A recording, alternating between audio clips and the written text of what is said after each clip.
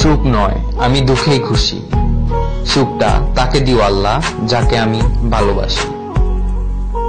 প্রত্যেক মানুষের জীবনে কিছু শব্দহীন কষ্ট থাকে, যার সাক্ষী কেবল সে নিজেই।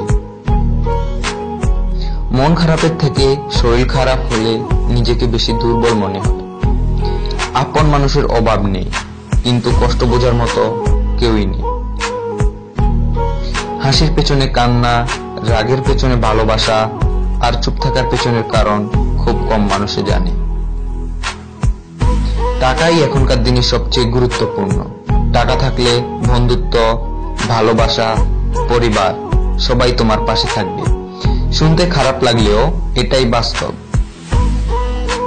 জীবন তো চলেছে ঠিকই, তবে ঠিক পথে নাকি ভুল পথে সেটাই বুঝতে পারছি না। Likey